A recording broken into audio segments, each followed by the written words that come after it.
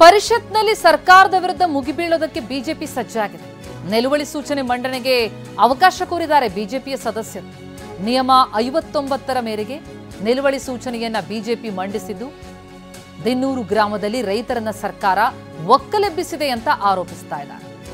ಬೆಂಗಳೂರಿನ ಕಾಡುಗೋಡಿ ಪ್ರದೇಶದಲ್ಲಿರುವಂತಹ ದಿನ್ನೂರು ಗ್ರಾಮದಲ್ಲಿ ರೈತರನ್ನ ಸರ್ಕಾರ ಒಕ್ಕಲೆಬ್ಬಿಸಿದೆ.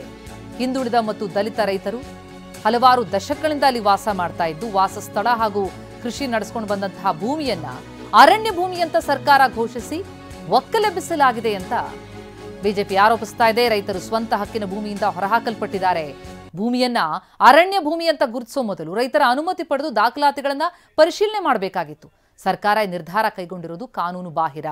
ದಲಿತರು ಹಾಗೂ ತಳ ಸಮುದಾಯಕ್ಕೆ ಸೇರಿದಂತಹ ರೈತರಿಗೆ ಇದರಿಂದ ಸಂಕಷ್ಟ. ದಲಿತರು ಜೀವನೋಪಾಯ ಕಳೆದುಕೊಳ್ಳುವಂತಹ ಭೀತಿಯಲ್ಲಿದ್ದಾರೆ. ಸಂವಿಧಾನದ ಸಾಮಾಜಿಕ ಮತ್ತು ಆರ್ಥಿಕ ನ್ಯಾಯಕ್ಕಿದು ವಿರುದ್ಧ. ಅರಣ್ಯ ಇಲಾಖೆಯ ಡಿಸಿಎಫ್ ತೆಗೆದುಕೊಂಡಂತಹ ನಿರ್ಧಾರ ಸರಿ ಇಲ್ಲ. ಡಿಸಿಎಫ್ ನಿರ್ಧಾರ ದಲಿತರ ಮೇಲೆ ದೌರ್ಜನ್ಯ ನಡೆಸಿದಂತಿದೆ. ಇಂತಹ ಪ್ರಕರಣದಲ್ಲಿ ಸುಪ್ರೀಂ ಕೋರ್ಟ್ ಕೂಡ ತೀರ್ಪು ನೀಡಿದೆ ಅಂತ ಆರೋಪಿಸ್ತಾ ಇದೆ. ಈ ಬಗ್ಗೆ ಡೀಟೇಲ್ಸ್ ಪಡೆಯೋಣ. ನಮ್ಮ ಪ್ರತಿನಿಧಿ ಕಿರಣ್ ಹನಿಯಡ್ಕ ಈಗ ಸಂಪರ್ಕದಲ್ಲಿದ್ದಾರೆ. ಕಿರಣ್, ಸದನ ಆರಂಭಕ್ಕೂ ಮುನ್ನವೇ ಸರ್ಕಾರಕ್ಕೆ ಬಿಸಿ ಮುಟ್ಟಿಸುವಂತಹ ಪ್ರಯತ್ನ ಆಗ್ತಾ ಇದೆ ವಿಪಕ್ಷಗಳಿಂದ. ಜಂಟಿಯಾಗಿ ಈಗ ಒಟ್ಟಾಗಿ ಒಗ್ಗಟ್ಟಿನ ಪ್ರದರ್ಶನ ಕೂಡ ನಡೆಸ್ತಾ ಇದ್ದಾರೆ.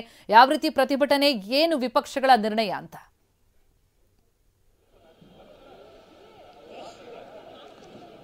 ಪ್ರತಿಮಾ, ವಿಧಾನಸೌಧದ ಆವರಣದಲ್ಲಿರುವಂತಹ ಗಾಂಧಿ ಪ್ರತಿಮೆ ಎದುರು ಬಿಜೆಪಿ ಹಾಗೂ ಜೆಡಿಎಸ್ ಎರಡೂ ಪಕ್ಷಗಳು ರಾಜ್ಯ ಸರ್ಕಾರದ ವಿರುದ್ಧ ಪ್ರತಿಭಟನೆಯನ್ನು ನಡೆಸಿದ್ವು. ಈಗ ಸದನ ಆರಂಭವಾಗ್ತಿರುವಂತಹ ಕಾರಣಕ್ಕಾಗಿ ಪ್ರತಿಭಟನೆಯನ್ನು ಮುಕ್ತಾಯಗೊಳಿಸಿ ಎರಡೂ ಪಕ್ಷಗಳ ಸದಸ್ಯರು ಕೂಡ ಸದನಕ್ಕೆ ಹಾಜರಾಗಿದ್ದಾರೆ. ಬೆಂಗಳೂರಿನಲ್ಲಿ ನಡೆದಂತಹ ಆರ್ಸಿಬಿ ಕಾಲ್ತುಳಿತ ಪ್ರಕರಣಕ್ಕೆ ಸಂಬಂಧಪಟ್ಟಂತೆ ರಾಜ್ಯ ಸರ್ಕಾರದ ವಿರುದ್ಧ ಈಗ ಪ್ರತಿಭಟನೆಯನ್ನು ಮಾಡಿರುವಂತದ್ದು. ಇವತ್ತು ವಿಧಾನಸಭೆಯಲ್ಲೂ ಕೂಡ ಇದೇ ಪ್ರಕರಣವನ್ನು ಕೈಗೆತ್ತಿಕೊಳ್ಳೋದಕ್ಕೆ ಬಿಜೆಪಿ ಹಾಗೂ ಜೆಡಿಎಸ್ ತೀರ್ಮಾನಿಸಿ ನಿಲುವಳಿ ನೋಟಿಸ್ ಅನ್ನು ಸ್ಪೀಕರ್ಗೆ ಕೂಡ ಕೊಟ್ಟಿದ್ದಾರೆ. ಅದಕ್ಕೂ ಮುನ್ನವೇ ವಿಧಾನಸೌಧದಲ್ಲಿರುವಂತಹ ಗಾಂಧಿ ಪ್ರತಿಮೆ ಎದುರು ಪ್ರತಿಭಟನೆಯನ್ನು ಮಾಡಿರುವಂತದ್ದು. ವಿಧಾನ ಪರಿಷತ್ ಹಾಗೂ ವಿಧಾನಸಭೆ ಸದಸ್ಯರು ಎರಡೂ ಪಕ್ಷಗಳ ಸದಸ್ಯರು ಸೇರಿ ಪ್ರತಿಭಟನೆಯನ್ನು ಮಾಡಿದ್ದಾರೆ.